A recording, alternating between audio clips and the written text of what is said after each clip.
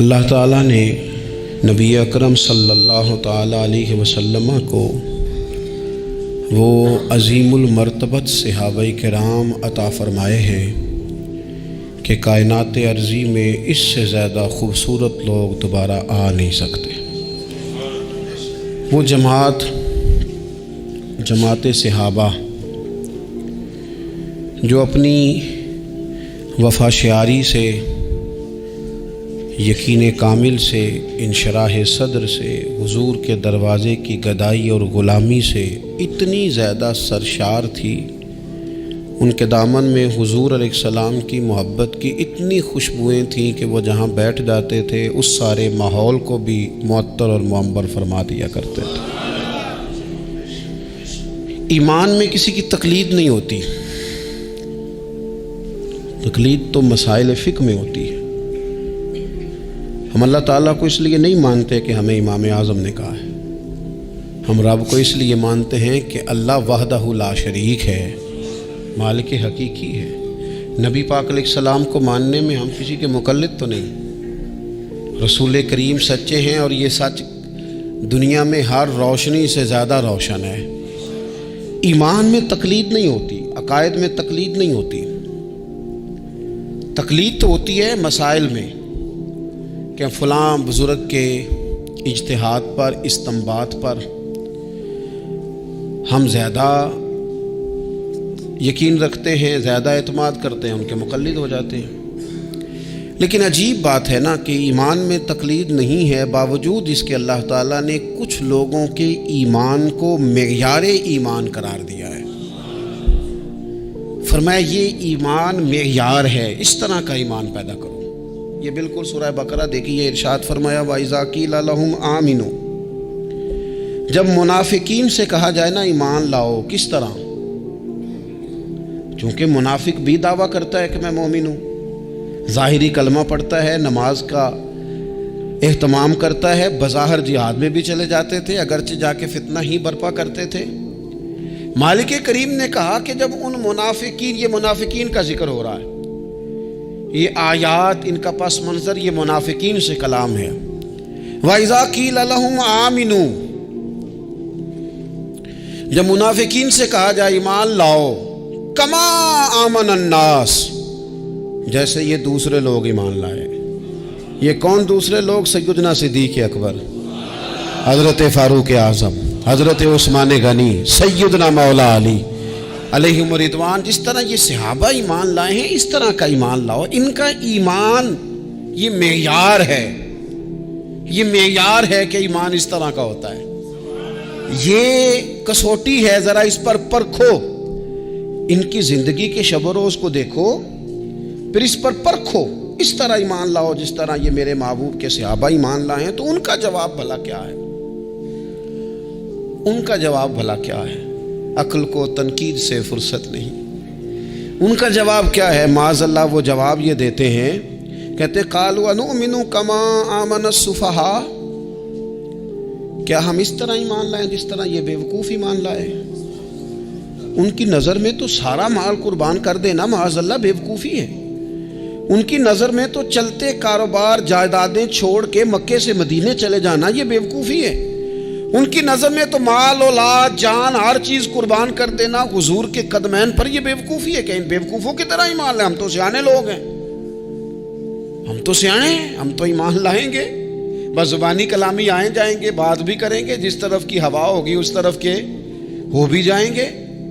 یہ ان بیوقوفوں کی طرح ایمان لائیں۔ کیا کہا تھا کسی نے؟ اس نے کہا تھا کہ محبت کو ظالموں نے عبادت دیا قرار۔ کچھ ایسے نادان ہوتے ہیں جو اہل محبت کو دیوانہ کہتے ہیں، وہ کہتے ہیں یہ تو نادان ہے، اس طرح بھی کوئی کرتا ہے؟ ٹھیک ہے، ہم بھی کلمہ پڑھتے ہیں، مسلمان ہیں، تو ہمارے لہجوں میں وہ حسن نہیں ہوتا، ہمارے پیالوں میں وہ صفائی نہیں ہوتی کہ جو خیرات آئے گی تو پھر وہ محفوظ رہ سکے گی۔ کائن بیوقوفوں کی طرح ایمان لائیں۔ تو رب کیا فرماتا ہے، اللہ کیا فرماتا ہے؟ سنیں جو حضور کے صحابہ پر بات کرے اس کے بارے میں رب کیا فرماتا ہے، اسے جواب میرا رب دیتا ہے۔ صحابہ کی بے ادبی کرنے والے کو جواب اللہ تعالیٰ ارشاد فرماتا ہے، فرمایا الا انہم ہم السفہاء ولکن لا یعلمون، فرمایا خبردار ہو جاؤ یہ خود بیوقوف ہے، لیکن بیوقوف کو پتہ نہیں ہوتا کہ میں بیوقوف ہوں۔ پاگل ہمیشہ کہتا ہے میں پاگل، فرمایا وَلَٰكِن لَا يَعْلَمُونَ، لیکن انہیں اس بات کا علم، انہیں پتہ کوئی نہیں ہے، یہ خود بیوقوف۔ مقدر سکندر کا دیکھو پیاس سے، یہ بیوقوف ہیں۔ کیوں؟ کہ حضور کا دامن کرم بہ رہا ہے اور فیض یاب نہیں ہو سکے۔ جنہوں نے محبوب کریم کے دروازے سے خیر نہیں پائی، ان سے بڑا بھی کوئی بیوقوف ہوگا۔ مقدر سکندر کا دیکھو پیاس سے، چلے جا رہے ہیں کنارے کنارے، دریا بہ رہا ہے اور ساتھ ساتھ پیاسا چل رہا ہے۔ اللہ فرماتے بیوقوف لوگ ہیں جو حضور کے صحابہ پر زبان تان دراز کرتے ہیں۔ تو عزیز دوستو، ان لوگوں کا ایمان معیار ہے، ان لوگوں کا ایمان وہ ہمارے سامنے روشن نمونہ ہے، جس کی بنیاد پر ہم نے اپنے ایمان کو، تیقن کو، شب و روز کو مرتب کرنا ہے اور ترتیب دینا ہے۔ صحابہ کرام کی جماعت ساری بڑی شانوں والی، لیکن کچھ لوگ ایسے ہیں جن کا زیادہ تذکرہ نہیں ہوتا، تو بظاہر یوں محسوس ہوتا ہے کہ ہم نے عوام کو ان سے پوری طرح روشناس بھی نہیں کرایا۔ ایک شخصیت کا ذکر آج کریں گے جن کو میرے نبی پاک علیہ السلام نے فرمایا، حضور نے فرمایا، صحیح بخاری میں موجود ہے، فرمایا یہ نیک آدمی ہے۔ اور یار جسے رسول کریم کہیں بندہ نیک ہے، رجل صالح، حضور نے فرمایا نیک آدمی ہے۔ جو بالغ نہیں ہوئے تھے اور اس سے پہلے ہی کلمہ پڑھ لیا تھا، جو حج کے مسائل سب سے زیادہ جانتے تھے، جنہوں نے 60 سال مکے اور مدینے میں فتویٰ دیا، صحابہ ان سے فتویٰ لینے آتے تھے، جو بدر کی جنگ میں بھی گئے، احد میں بھی گئے، پر محبوب نے فرمایا عمر تھوڑی ہے، ابھی واپس جائیے۔ خندق میں شریک ہوئے اور اس کے بعد ہر جنگ میں شریک ہوئے۔ مستدرک میں موجود ہے، حضرت جابر ابن عبداللہ فرمایا کرتے تھے زمانہ بدلا تو کچھ لوگوں میں بھی تبدیلیاں آئیں، میں نے بڑی دنیا بدلتی دیکھی، پر جن لوگوں کو نہیں بدلتے دیکھا نا، ان میں یہ شخصیت ہے جو ہمیشہ ہر دور میں، ہر عمر میں نبی پاک کے طریقوں پر پوری طرح کاربند رہے، اوڑھنا بچھونا، اٹھنا بیٹھنا چلنا، ہر وقت حضور کی محبت میں غرق ہو کے کیا۔ کون ہے بھلا؟ حضرت عمر کے بیٹے سیدنا عبداللہ ابن عمر رضی اللہ تعالی عنہ، ابھی بالغ نہیں ہوئے تھے، مسلمان ہو گئے، اور زندگی ساری مصلے سے لگ کے گزاری، عبادت کی، ریاضت کی، تقوی، جد و جہد، معاملہ فہمی، جہاد۔ والد امیر المومنین ہے، لیکن صاحبزادے کی خواہش ہے کہ مجھے فوج میں بھیجو، میں جہاد کرنا چاہتا ہوں، اور جہاد بھی سپہ سالار بن کے نہیں، سپاہی بن کے کرنا چاہتا ہوں۔ سب سے پہلی بات تو یہ تھی کہ علم و فضل بڑا تھا،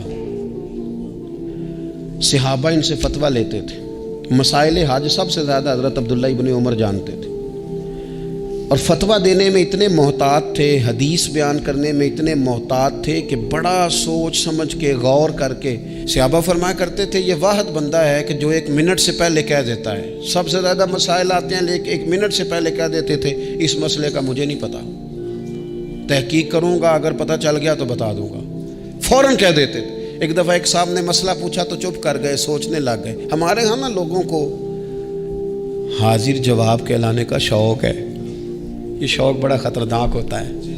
اگر آپ حاضر جواب ہیں تو بڑی اچھی بات ہے، لیکن حاضر جواب کہلانے کا شوق تو نہ پیدا کریں۔ اگر آپ کو پتہ ہے، صحیح بخاری میں حدیث ہے، نبی پاک علیہ السلام نے ایک دن پوچھا تھا صحابہ سے کہ وہ درخت کون سا ہے جس کی مثال مومن کی طرح ہے؟ تو حضرت عبداللہ ابن عمر کہتے ہیں مجھے پتا تھا کہ وہ کھجور کا درخت ہے، اور میں نے جواب نہیں دیا۔ کیوں نہیں دیا؟ فرمانے لگے ابو بکر صدیق بیٹھے، فاروق اعظم بیٹھے، مولا علی بیٹھے، بزرگوں کی موجودگی میں میں جواب دیتا پھروں، یہ ٹھیک نہیں ہوتا، یہ صحیح نہیں ہوتا۔ یہاں تو بڑے لوگ، امام غزالی فرماتے ہیں جب میں اپنے مرشد سے مرید ہوا تو مجھے کہنے لگے بیعت میں نے کر لیا، آج کے بعد نہ تقریر کرنی ہے، نہ مدرسے میں سبق پڑھانا ہے، نہ کسی کو مسئلہ بتانا ہے۔ اور یہ بڑا مشکل کام ہوتا ہے، بندہ مولوی بھی اور تقریر ہی نہ کرے، اسے زنگ لگ جاتا ہے، اور مسئلہ ہی نہ بتائے تو بد ہضمی ہو جاتی ہے۔ یہاں تو جس کو 6 مسئلے آ جائیں وہ امام کو نماز نہیں پڑھانے دیتا، وہ کہتا ہے پہلے انٹرویو لوں گا تیرا کہ تو پورا تجھے آتا ہے پھر آگے چلے گا تو۔ اتنے بڑے عالم کو شیخ نے منع کر دیا. تو کہتے ہیں شیخ کے پاس ایک شخص مسئلہ پوچھنے آیا تو میرے مرشد فرمانے لگے مجھے یہ مسئلہ نہیں آتا. تو امام صاحب کہتے ہیں کہ میں نے اسے کہا مجھے آتا ہے میں بتاؤں. کہتے ہیں میرے شیخ مسکرا پڑے, کہنے لگے غزالی میں تو تیرے ساتھ ساتھ اپنی میں بھی مارنا چاہتا تھا پر تیری ابھی مری نہیں. پر تو کہتا ہے میں بتاتا ہوں. کچھ دیر چھوڑ دے, سارے مسئلے بتانے نہیں چاہیے, کچھ پہ عمل بھی کرنا چاہیے. میرے عزیز حضرت عبداللہ ابن عمر اتنا بڑے مفتی ہیں, مفتی مدینہ ہیں, مفتی مکہ ہیں. لوگ مسائل حج پوچھتے ہیں, بڑے بڑے استنباط کرتے ہیں قرآن و حدیث سے. ایک آدمی نے مسئلہ پوچھا تو حضرت عبداللہ ابن عمر فرمانے لگے دیر تک سوچا. دیر ہو گئی سوچتے سوچتے, تو وہ شخص کہنے لگا حضور اتنی دیر کیوں سوچ رہے ہیں؟ تو آپ فرمانے لگے تمہارا کیا خیال ہے کہ جو سوال تم مجھ سے پوچھتے ہو اور جو جواب میں تمہیں دیتا ہوں اس کے بارے میں رب مجھ سے سوال نہیں کرے گا؟ اللہ کی بارگاہ میں نے جواب نہیں دینا, تو میں سوچ سمجھ کے دے رہا ہوں تاکہ اس کا حساب دینا پڑے تو میرے لیے مشکل نہ ہو جائے. میرے عزیز حضرت عبداللہ ابن عمر سے کسی نے سوال پوچھا تو سیدنا عبداللہ ابن عمر رضی اللہ تعالیٰ عنہ کہنے لگے مجھے نہیں آتا اس سوال کا جواب. اور جب کہا نا نہیں آتا تو فوراً کہنے لگے عبداللہ خود اپنے آپ سے بات کرتے ہیں. کہتے ہیں عبداللہ رب تیرا بھلا کرے, اس بات پہ ہمیشہ ڈٹے رہنا, جو بات نہ آتی ہو وہ کبھی کہنا نہ, جس کا پتہ نہ ہو اسے کبھی کرنا, جب تک پوری تحقیق نہ ہو بلا وجہ ہوتا زنی نہ کرنا, بلا وجہ ہوتا زنی نہ کرنا. یہاں کا ہے ہمارے صوفیاء نے, یہاں کا علم و بس کری ہو یار, ایک کوئی حرف تینوں درکار, صحیح کر کے پہلے اچھی طرح کر کے پرکھ پھر بات کر. تو علم بڑا تھا, تقوی بڑا تھا. اس کے ساتھ ساتھ پھر یہ تھا کہ غریب پروری بڑی تھی. ایک بندہ خیرات لے کے گیا, وہ پھر لائن میں لگ گیا ہے, اسی کیا عقیدہ پلا تو پھر آ گیا ہے. تو حضرت عبداللہ ابن عمر کو بندہ دوبارہ آتا نا تو کسی سے قرضہ لے کے کہتے یار اس کو بڑی ضرورت تھی تو دوبارہ آیا ہے نا, ایک دفعہ تم ذرا دے دو میں تمہیں دے دوں گا, اس کو دینا ہے. جتنی دفعہ شام کو کھانا کھاتے اتنی دیر حضرت عبداللہ ابن عمر کھانا نہیں کھایا کرتے تھے جب تک کوئی یتیم آ کے دسترخوان پہ بیٹھ نہ جاتا, نہیں گزارا ہوتا. اور یار کیسے لوگ کھا لیتے ہیں, اعلیٰ غذائیں کھا رہے ہیں, اور ایک طرف ایک بہن مجبور بیٹھی ہے, بھائی مجبور بیٹھا ہے, سسرالی رشتہ داروں میں لوگ مجبور بیٹھے ہیں, عزیزوں میں لوگ مجبور بیٹھے ہیں, یتیم غریب مسکین, اور یہ روز نئے سے نیا ذائقہ. جب تک یتیم نہ ہوتا کھانا نہ کھاتے. اور صدقات و خیرات بھی کرتے تو جس طرح ہم کرتے ہیں نا, ناراض نہ ہونا. کبھی کبھی نا بعض لوگوں کو بانٹتے دیکھتے ہیں تو تکلیف ہوتی ہے. آپ نے دینا تو ہے تو اگر خوش دلی سے دے دیں, عطا تو کرنا ہے تو اگر چلو صحیح طریقے سے ہو جائے, ہنس کھیل کے ہو جائے, پریشان نہ کیا جائے سائل کو, تو کتنا اچھا ہے. ان صوفیاء کا بھی ہم نے تذکرہ کتابوں میں پڑھا ہے جو کہا کرتے تھے اگر رب نے دروازے پہ کسی کو بھیجا ہے تو اس کا مطلب ہے اللہ راضی ہے. لیکن ہمارا لہجہ اتنا سخت ہوتا ہے. حضرت عبداللہ ابن عمر ایک اونٹنی پہ بیٹھے تھے, اونٹنی بڑی پیاری لگی, بڑی خوبصورت تھی, بڑی بہترین تھی, بڑی صاف ستھری تھی. تو 2-3 دفعہ اپنے غلام سے کہا یار بڑی پیاری ہے, بڑی خوبصورت ہے, دیکھو اس کا چلنے کا انداز کتنا نرالا ہے. آج کل بھی ڈرائیور گاڑی چلاتے ہیں تو کہتے ہیں بڑی ہلکی پھلکی ہے جی, بریکیں بھی بڑی ٹھیک ہیں جی, اس کی فلاں معاملہ بھی اس کا بڑا صحیح ہے. وہ اتنی پسند آئی اونٹنی تو اونٹنی سے اترتے ہی فوراً کہنے لگے اس کو نشان لگا کے قربانی کے جانوروں میں چھوڑ دو, یہ زیادہ پیاری ہے, اسے رب کے رستے میں خیرات کریں گے. کیوں؟ ایک باریک نقطہ صوفیاء نے بیان کیا ہے.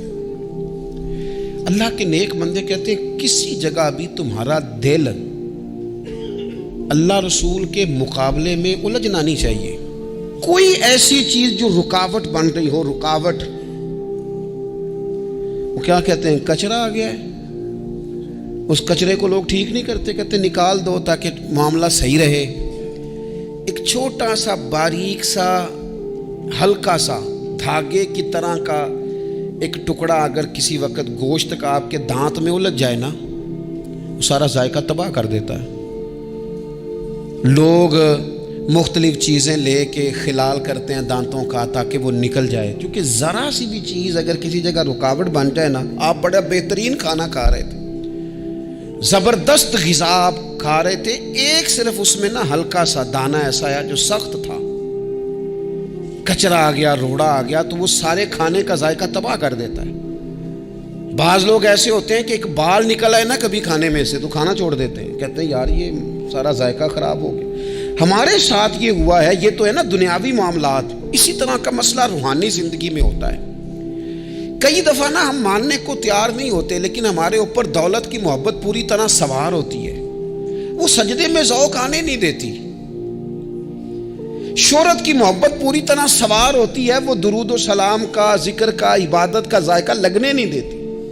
وہ جو کہا تھا نا والذین آمنوا اشد حبا للہ، ایمان والے سب سے بڑھ کر اللہ سے پیار کرتے ہیں، سب سے بڑھ کر رسول اللہ صلی اللہ علیہ وسلم سے محبت کرتے ہیں۔ کیوں کہا گیا تھا؟ اس لیے کہ ان محبتوں کے مقابلے میں ذرا بھی کوئی اور محبت آتی ہے روحانی ذائقہ خراب کر دیتی ہے، ہمارا دل نہیں لگتا، ہم بور ہوتے ہیں، ہم پریشان ہوتے ہیں۔ مسئلہ یہ ہے کہ جس دل میں صرف رب رسول کو ہونا چاہیے تھا وہاں شہرت آ گئی ہے، شہرت کی محبت آ گئی ہے، دکھاوا آ گیا ہے، مال آ گیا ہے، کئی قسم کے ہم نے بت معاذ اللہ اکٹھے کر لیے، اور پھر وہ ساری کیف مستی آئے۔ یہ کیسے ہو سکتا ہے؟ حضرت عبداللہ ابن عمر رضی اللہ تعالیٰ عنہ کے پاس ایک گدھا تھا، ہم پنجابی میں تو کہا کرتے تھے کہ بڑا ساؤ جانور ہے، بڑا دھیما ہے، بڑا اچھا ہے، سواری بھی کرتے تھے اس پہ، اس پر بوجھ بھی رکھتے تھے، اور بھی کئی کام، جانوروں کا چارہ بھی اس پہ رکھ کے لایا جاتا تھا۔ بہت سارے لوگ اس کی تعریف کرتے تھے کہ ظاہر ہے اس وقت یہ جانور ہر گھر کی ضرورت ہوتے تھے، لوگوں نے بڑی تعریف کی کہ جناب یہ گدھا بڑا اچھا ہے، بڑا عمدہ ہے۔ اب بعض چیزیں ایسی ہوتی ہیں جن سے دل لگ جاتا ہے۔ کچھ نوجوانوں نے گھروں میں بلی رکھی ہوتی ہے، گھوڑا رکھا ہوتا ہے، جانور رکھے ہوتے ہیں، ان کی پوری توجہ انہماک۔ ہم دیکھتے تھے دیہاتوں میں کہ بزرگ اگر کہیں چلے جاتے تھے سفر پہ تو وہاں سے بھی پیغام بھیجتے تھے کہ گائے کو چارہ ڈالا کہ نہیں، بھینس کو نکالا کہ نہیں، تم نے باڑے سے دھوپ چھاؤں کا خیال کیا کہ نہیں، وہ چیز ذہن میں آ جاتی تھی۔ حضرت عبداللہ ابن عمر رضی اللہ تعالیٰ عنہ وہ گدھا چونکہ بڑا پیارا تھا، بڑا اچھا جانور تھا اور بڑے کام کرتا تھا، بہت سارے معاملات گھر کے اور کھیتی باڑی کے اس کے ذمے تھے، تو گھر والے بھی کہتے کہ اس جانور کی وجہ سے بڑی خیر ہے، بڑے کام ہو جاتے ہیں، آپ کا بھی خیال تھا۔ حضرت عبداللہ ابن عمر ایک دن گھوڑے سے نیچے اترے یا اس گدھے سے نیچے اترے تو خادم کو بلا کے کہنے لگے اسے لے جاؤ اور بیچ کے پیسے اللہ کے راستے میں خیرات کر دو۔ اب وہ خادم کا بھی اس سے دل لگ گیا تھا، جانور گھر میں ہوتا ہے دلچسپی ہو جاتی ہے، کہنے لگا حضور وہ سارا محلہ تو اس کی تعریف کرتا ہے، سارے خاندان والے تو اس جانور سے دلچسپی رکھتے ہیں اور آپ بیچ رہے ہیں۔ آپ فرمانے لگے جس طرح سب کا دل اس کی طرف ہے نا کہ اچھا جانور ہے، میرا بھی ہو گیا ہے، لیکن میں اپنے دل کو سوائے رب رسول کے کسی اور طرف ہوتا دیکھ نہیں سکتا۔ اعظم بلا سے اپنی وہ ہستی ہی کیوں نہ ہو، اعظم بلا سے اپنی وہ ہستی ہی کیوں نہ ہو، جو چیز اس کی راہ میں حائل ہو پھونک دو، جلا دو ایسی ساری چیزیں جو ان کے راستے میں آتی ہیں۔ فرمایا اس کی طرف توجہ ہونے لگی ہے، لہٰذا میں اسے اب رکھ سکتا۔ مزاج تھا، طبیعت تھی، طریقہ اس طرح کا تھا کہ وہ پھر ایک اور بات بڑی خوب تھی، حضرت عبداللہ ابن عمر ان لوگوں کی پذیرائی بڑی کرتے تھے جو خیر کا کام کرتے تھے۔ دینی کام کوئی بندہ بھی کرے اس کی پذیرائی ہو، اس کی تعریف ہو، خیر کے جملے ہوں تاکہ دینداری پھیلے۔ حضرت عبداللہ ابن عمر رضی اللہ تعالیٰ عنہ کو نا غلام آزاد کرانے کا بڑا شوق تھا۔ لیکن ایک بندہ کسی نے خرید لیا ہے، وہ اس کا پابند ہے، بڑی تکلیف میں ہوتے تھے لوگ۔ غلام 1000 سے زیادہ غلام آپ نے آزاد کرائے، تو آپ جب غلام خریدتے تھے نا تو نظر کرتے تھے جو غلام ذرا زیادہ نمازیں پڑھتا اسے آزاد کر دیتے۔ تو غلاموں نے اس طرح کیا، انہیں پتہ چل گیا، انہوں نے بھی نا لمبی لمبی نمازیں شروع کر دی، تو حضرت عبداللہ ابن عمر کو پتہ چلتا، آزاد کر دیتے۔ ایک دن آپ کے بیٹے کہنے لگے حضور یہ آپ کو دھوکہ دیتے ہیں، لمبی لمبی نمازیں پڑھتے ہیں، آپ آزاد کر دیتے ہیں، بعد میں پتہ نہیں 5 بھی پوری پڑھتے ہیں کہ نہیں پڑھتے۔ تو حضرت عبداللہ ابن عمر کہنے لگے پتر تیرا کیا خیال ہے، مجھے نہیں پتہ۔ کہا حضور پتہ ہے۔ فرمانے لگے یہ مجھے رب کے نام پر دھوکہ دینا چاہتے ہیں، جو رب کے نام پہ دھوکہ دے روز دے، میں روز دھوکہ کھانے کو تیار ہوں۔ دوسری بات یہ تھی حضرت عبداللہ ابن عمر میں کہ نبی پاک سے محبت کوٹ کوٹ کے بھری ہوئی تھی، حضور کا ذکر آتا تو رو پڑتے، ان جگہوں پہ جا کے ڈھونڈ ڈھونڈ کے بیٹھتے جہاں نبی پاک نے وقت گزارا ہے۔ ایک درخت کا پتہ چلا کہ یہاں حضور تھوڑی دیر آرام فرما ہوئے تھے، انہوں نے دیکھا تھا یا انہیں معلومات ہوئی، تو ہمیشہ اس درخت کو پانی دیتے، اس کا خیال کرتے، کہتے یہ درخت ہمیشہ تر و تازہ رہے، یہاں میرے نبی پاک نے تھوڑا وقت گزارا ہے۔ وہ مکہ مکرمہ میں بھی جاتے تو وہ جگہ ڈھونڈ ڈھونڈ کے جہاں حضور نے نماز پڑھی تھی نماز پڑھتے، مسجد نبوی میں آتے تو جس ممبر پر حضور بیٹھ کے خطبہ دیتے تو اس پہ ہاتھ پھیر کے چہرے پہ ملتے، حضور کی قبر انور پر حاضری دیتے، السلام علیکہ یا رسول اللہ کہہ کے اس بارگاہ عالی مرتبت میں حاضری دیتے، حضرت صدیق اکبر کو سلام کرتے، حضرت عمر کو سلام کرتے، پیر سن ہو گئے ایک دفعہ چلتے چلتے، تو کسی نے کہا جس سے سب سے زیادہ پیار ہے نا اسے پکارو پیر ٹھیک ہو جائے گا، تو فوراً کہنے لگے یا محمد صلی اللہ علیہ۔ اور یہ امام بخاری نے لکھا ہے الادب المفرد میں، خود امام بخاری لکھتے ہیں کہ حضرت عبداللہ ابن عمر نے یا محمد کہا اور ان کا پیر سویا ہوا ٹھیک ہو گیا۔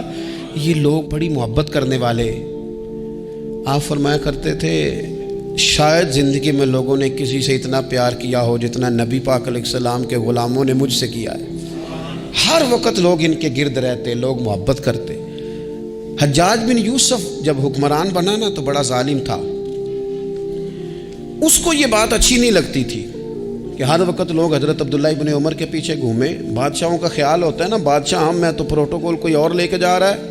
اس نے ایک دفعہ جمعہ پڑھاتے پڑھاتے معاذ اللہ حضرت عبداللہ بن زبیر رضی اللہ تعالیٰ عنہ کے خلاف کوئی بات کی، تو حضرت عبداللہ ابن عمر اگرچہ بڑے صلح جو تھے، صلح پسند تھے، لیکن اگر حق کی بات ہوتی اور اس طرح سے ہوتی کہ کوئی بڑی غلط بات کرتا تو پھر ٹوکنے میں بھی بڑی جرت کا مظاہرہ کرتے۔ ایک دفعہ اہل کوفہ نے آپ سے مسئلہ پوچھا نا، چونکہ آپ مفتی تھے لوگ مسئلے پوچھتے، تو انہوں نے پوچھا حضرت عبداللہ ابن عمر سے کہ مکھی اور مچھر کا خون لگ جائے تو اس کا کیا مسئلہ ہے، کپڑے ناپاک تو نہیں ہوتے؟ تو اس سوال کا جواب دینا چاہیے تھا نا، ہوتے ہیں کہ نہیں ہوتے؟ تو فرمانے لگے حسین ابن علی کا خون بہا کے اب مکھیوں کے خون کے مسئلے پوچھنے شروع کر دیے۔ اب تمہیں یہ والا خون نظر آنے لگا ہے؟ حضور کی اولاد پاک کو شہید کر کے اب ان مسئلوں میں آئے ہو؟ میں خیال نہیں آتا تمہارے دلوں میں گھٹن ہے حضور کی اولاد کے لیے اور دین کے مسئلے پوچھتے ہو؟ جاؤ پہلے کشادگی پیدا کرو، تیری نسل پاک میں ہے بچہ بچہ نور کا، تو ہے عین نور تیرا سب گھرانہ نور کا، پہلے کشادگی لاؤ حضور کی اولاد پاک کے لیے پھر مسائل پوچھنا۔ حجاج بن یوسف نے کوئی بات کر دی، آپ نے ٹوک دیا،